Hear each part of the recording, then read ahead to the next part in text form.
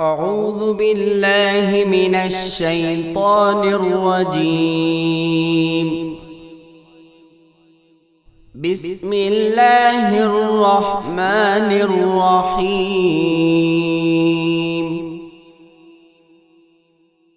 الحمد لله الذي أنزل على عبده الكتاب ولم يجعل له عوجا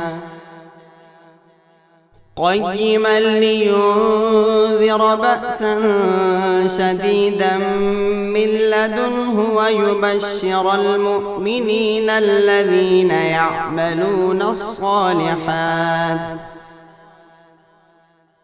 يعملون الصالحات أن لهم أجرا حسنا ماكثين فيه أبدا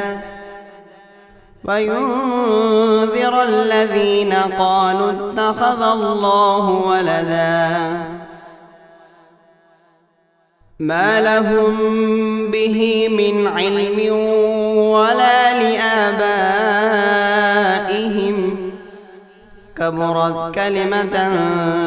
تخرج من أفواههم إن يقولون إلا كذبا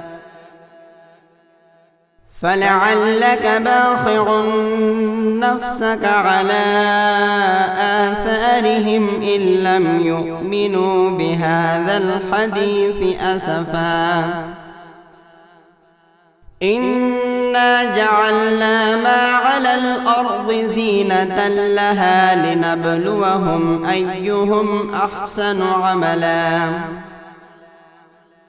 وإنا لجاعلون ما عليها صعيدا جرزا أم حسبت أن أصحاب الكهف والرقيم كانوا من آياتنا عجبا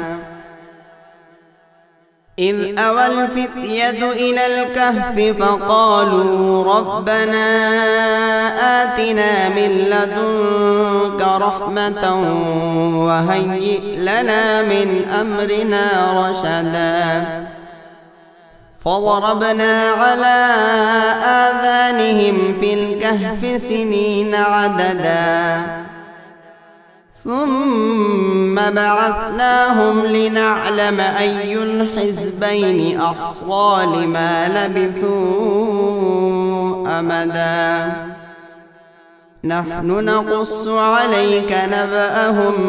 بالحق إنهم فتية آمنوا بربهم وزدناهم هدى وربطنا على قلوبهم إذ قاموا فقالوا ربنا رب السماوات والأرض لن ندعو من دونه إلها لقد قلنا إذا شططا هؤلاء قوم اتخذوا من دونه آلهة لولا يأتون عليهم بسلطان بين فمن أظلم ممن افترى على الله كذبا وإذ اعتزلتموهم وما يعبدون إلا الله فأووا إلى الكهف ينشر لكم ربكم من رحمته ويهيئ لكم من أمركم مرفقا وترى الشمس إذا طلعت تزاور عن كهفهم ذات اليمين وإذا غربت تقرضهم ذات الشمال وهم في فجوة منه ذلك من آيات الله من يهد الله فهو المهتد ومن يضلل فلن تجد له وليا مرشدا فتحسبهم أيقاظا وهم رقود ونقلبهم ذات اليمين وذات الشمال فكلبهم باسط ذراعيه بالوصيد لو اطلعت عليهم لوليت منهم فرارا ولملئت منهم رعبا وكذلك بعثناهم ليتساءلوا بينهم قال قائل منهم كم لبثتم قالوا لبثنا يوما أو بعض يوم قالوا ربكم أعلم بما لبثتم فابعثوا أحدكم بورقكم هذه إلى المدينة فلينظر أيها أزكى طعاما فليأتكم برزق منه وليتلطف ولا يشعرن بكم أحدا إنهم إن يظهروا عليكم يرجموكم أو يعيدوكم في ملتهم ولن تفلحوا إذن أبدا وكذلك أعثرنا عليهم ليعلموا أن وعد الله حق وأن الساعة لا ريب فيها إذ يتنازعون بينهم أمرهم فقالوا ابنوا عليهم بنيانا ربهم أعلم بهم قال الذين غلبوا على أمرهم لنتخذن عليهم مسجدا فيقولون ثلاثة رابعهم كلبهم ويقولون خمسة سادسهم كلبهم رجما بالغيب ويقولون سبعة وثامنهم كلبهم قل ربي أعلم بعدتهم ما يعلمهم إلا قليل فلا تمار فيهم إلا مراء ظاهرا ولا تستفت فيهم منهم أحدا ولا تقولن لشيء إني فاعل ذلك غدا إلا أن يشاء الله واذكر ربك إذا نسيت وقل عسى أن يهديني ربي لأقرب من هذا رشدا ولبثوا في كهفهم 300 سنين وازدادوا 9 قل الله أعلم بما لبثوا له غيب السماوات والأرض أبصر به وأسمع ما لهم من دونه من ولي ولا يشرك في حكمه أحدا واتل ما أوحي إليك من كتاب ربك لا مبدل لكلماته ولن تجد من دونه ملتحدا واصبر نفسك مع الذين يدعون ربهم بالغداة والعشي يريدون وجهه يريدون وجهه ولا تعد عيناك عنهم تريد زينة الحياة الدنيا ولا تطع من أغفلنا قلبه عن ذكرنا واتبع هواه وكان أمره فرطا وقل الحق من ربكم فمن شاء فليؤمن ومن شاء فليكفر إنا أعتدنا للظالمين نارا أحاط بهم سرادقها وإن يستغيثوا يغاثوا بماء كالمهل يشوي الوجوه بئس الشراب وساءت مرتفقا إن الذين آمنوا وعملوا الصالحات إنا لا نضيع من أجر أحسنه إن الذين آمنوا وعملوا الصالحات إنا لا نضيع أجر من أحسن عملا أولئك لهم جنات عدن تجري من تحتهم الأنهار يحلون فيها من أساور من ذهب ويلبسون ثيابا خضرا من سندس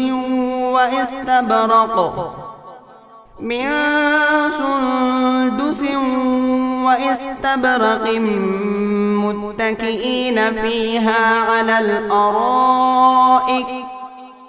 نعم الثواب وحسنت مرتفقا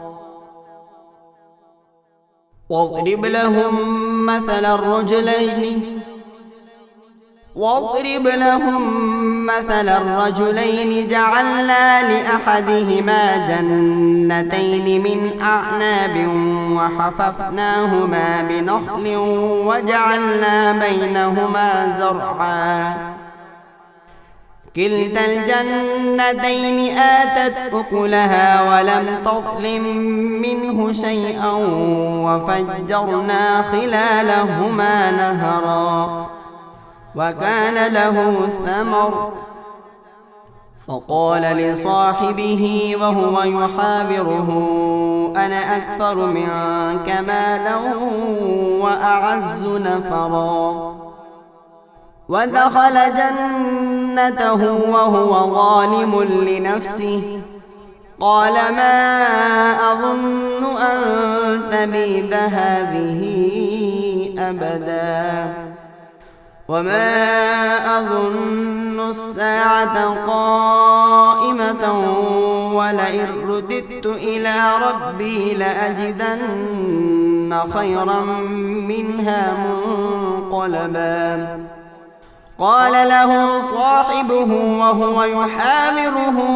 وكفرت بالذي خلقك من تراب ثم من نطفة ثم سواك رجلا لكن هو الله ربي ولا أشرك بربي أحدا ولولا إذ دخلت جنتك قلت ما شاء الله لا قوة إلا بالله إن ترني أنا أقل منك مالا وولدا فعسى ربي أن يؤتيني خيرا من جنتك ويرسل عليها حسبانا من السماء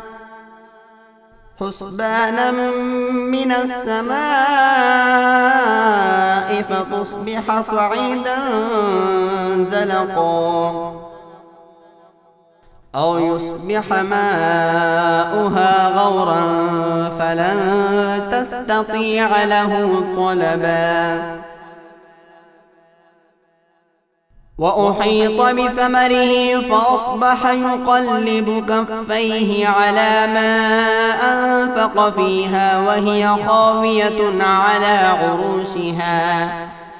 على عروشها ويقول يا ليتني لم أشرك بربي أحدا ولم تكن له فئة ينصرونه من دون الله وما كان منتصرا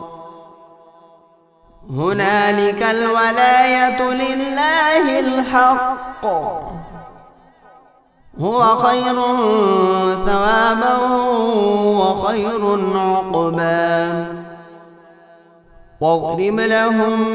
مثل الحياة الدنيا كماء إن أنزلناه من السماء فاختلط به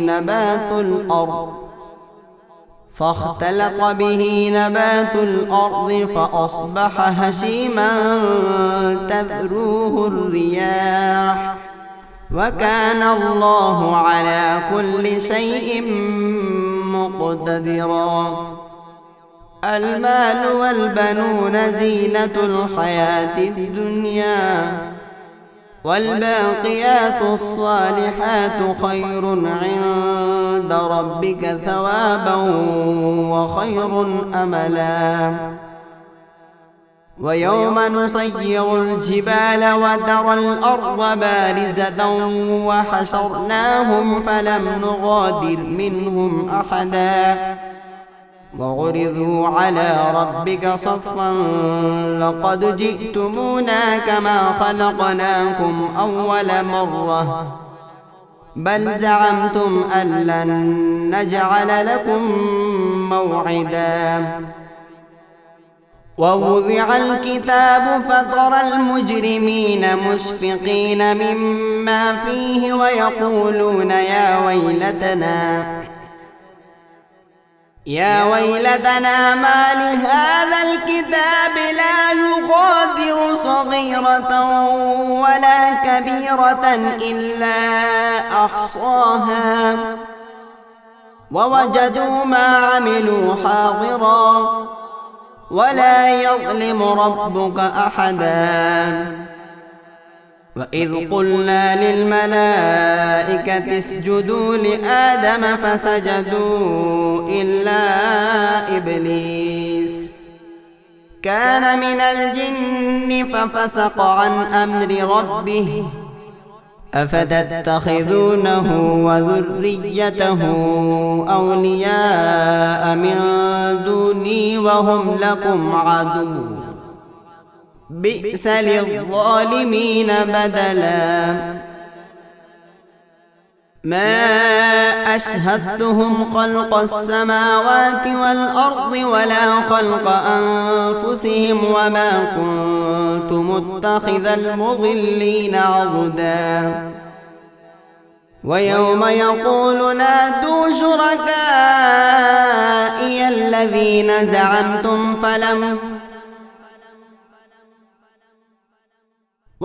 يقول نادوا شركائي الذين زعمتم فدعوهم فلم يستجيبوا لهم وجعلنا بينهم موبقا ورأى المجرمون النار فظنوا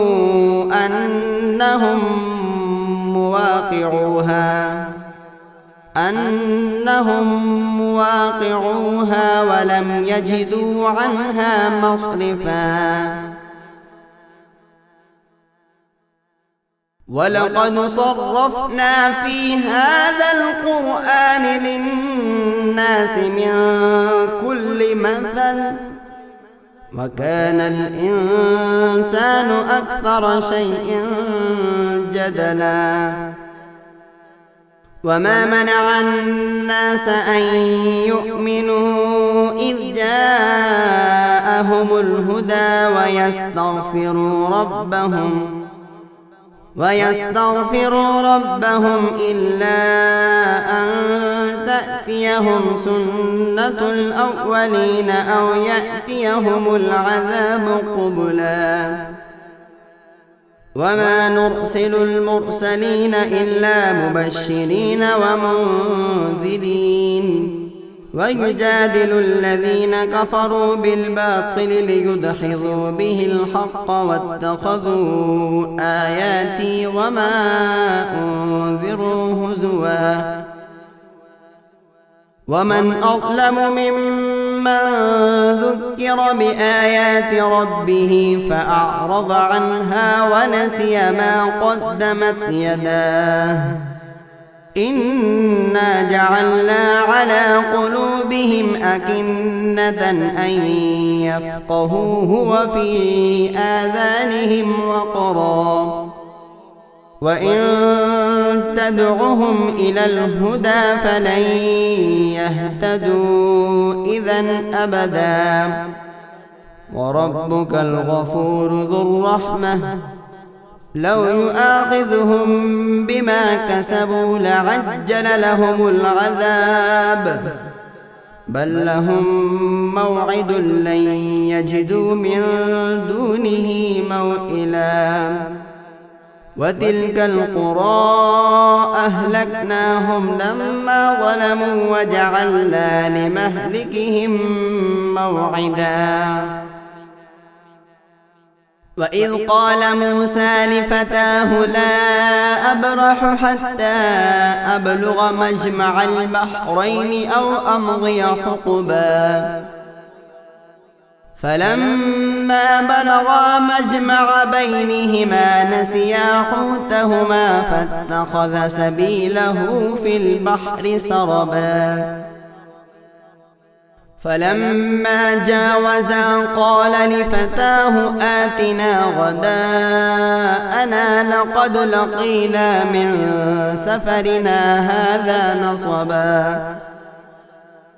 قال أرأيت إذ أوينا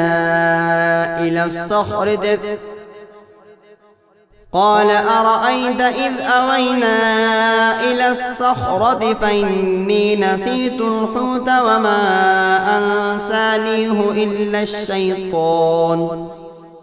وما أنسانيه إلا الشيطان أن أذكره واتخذ سبيله في البحر عجبا قال ذلك ما كنا نبغي فارتدا على آثارهما قصصا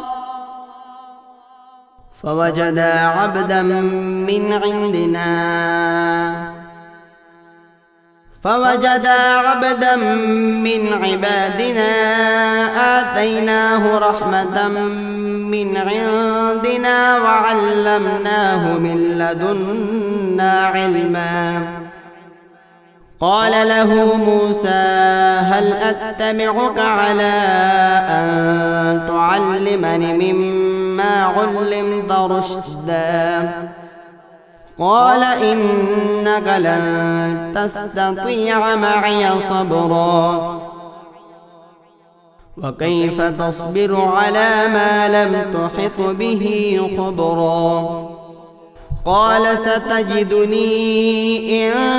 شاء الله صابرا ولا أعصي لك أمرا قال فإن اتبعتني فلا تسألني عن شيء حتى أحدث لك منه ذكرا فانطلقا حتى إذا ركبا في السفينة خرقها قال أخرقتها لتغرق أهلها لقد جئت شيئا إمرا قال ألم أقل إنك لن تستطيع معي صبرا قال لا تؤاخذني بما نسيت ولا ترهقني من أمري عسرا فانطلقا حتى إذا لقيا غلاما فقتله قال أقتلت نفسا زكية بغير نفس لقد جئت شيئا نكرا قال ألم أقل لك إنك لن تستطيع معي صبرا قال إن سألتك عن شيء بعدها فلا تصاحبني قد بلغت من لدني عذرا فانطلقا حتى إذا أتيا أهل قرية استطعما أهلها فأبوا أن يضيفوهما فوجدا فيها جدارا يريد أن ينقض فأقامه قال لو شئت لاتخذت عليه أجرا قال هذا فراق بيني وبينك سأنبئك بتأويل ما لم تستطع عليه صبرا أما السفينة فكانت لمساكين يعملون في البحر فأردت أن أعيبها وكان وراءهم ملك يأخذ كل سفينة غصبا وأما الغلام فكان أبواه مؤمنين فخشينا أن يرهقهما طغيانا وكفرا فأردنا أن يبدلهما ربهما خيرا منه زكاة وأقرب رحما وأما الجدار فكان لغلامين يتيمين في المدينة وكان تحته كنز لهما وكان أبوهما صالحا فأراد ربك أن يبلغا أشدهما ويستخرجا كنزهما رحمة من ربك وما فعلته عن أمري ذلك تأويل ما لم تستطع عليه صبرا ويسألونك عن ذي القرنين قل سأتلو عليكم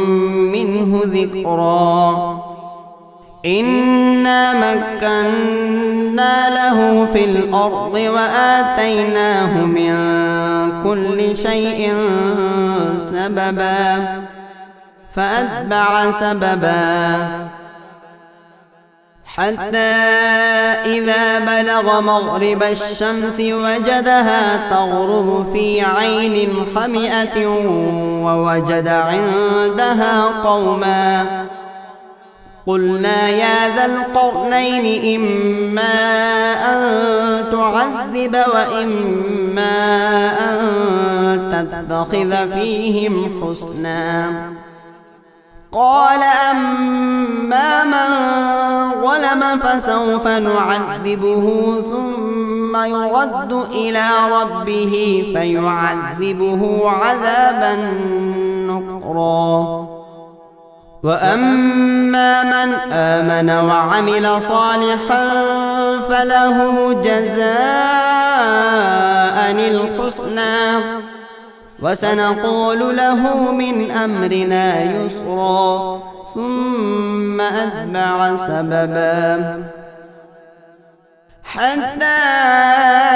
إذا بلغ مطلع الشمس وجدها تطلع على قوم لم نجعل لهم من دونها سترا كذلك وقد أحطنا بما لديه خبرا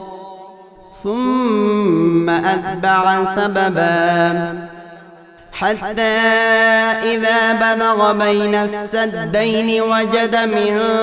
دونهما قوما لا يكادون يفقهون قولا قالوا يا ذا القرنين إن يأجوج ومأجوج مفسدون في الأرض فهل نجعل لك خرجا على أن تجعل بيننا وبينهم سدا قال ما مكني فيه ربي خير فأعينوني بقوة أجعل بينكم وبينهم ردما آتوني زبر الحديد حتى إذا ساوى بين الصدفين قال انفخوا حتى إذا جعله نارا قال آتوني أفرغ عليه قطرا فما استطاعوا أن يظهروه وما استطاعوا له نقبا قال هذا رحمة من ربي فإذا جاء وعد ربي جعله دكا وكان وعد ربي حقا وتركنا بعضهم يومئذ يموج في بعض ونفخ في الصور فجمعناهم جمعا وعرضنا جهنم يومئذ للكافرين عرضا الذين كانت أعينهم في غطاء عن ذكري وكانوا لا يستطيعون سمعا أفحسب الذين كفروا أن يتخذوا عبادي من دوني أولياء إنا أعتدنا جهنم للكافرين نزلا قل هل ننبئكم بالأخسرين أعمالا الذين ضل سعيهم في الحياة الدنيا وهم يحسبون أنهم يحسنون صنعا أولئك الذين كفروا بآيات ربهم ولقائه فحبطت أعمالهم فلا نقيم لهم يوم القيامة وزنا ذلك جزاؤهم جهنم بما كفروا واتخذوا آياتي ورسلي هزوا إن الذين آمنوا وعملوا الصالحات كانت لهم جنات الفردوس نزلا خالدين فيها لا يبغون عنها حولا قل لو كان البحر مدادا لكلمات ربي لنفد البحر قبل أن تنفد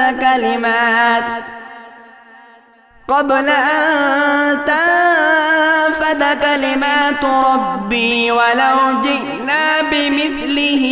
مددا قل إنما أنا بشر مثلكم يوحى إلي أنما إلهكم إله واحد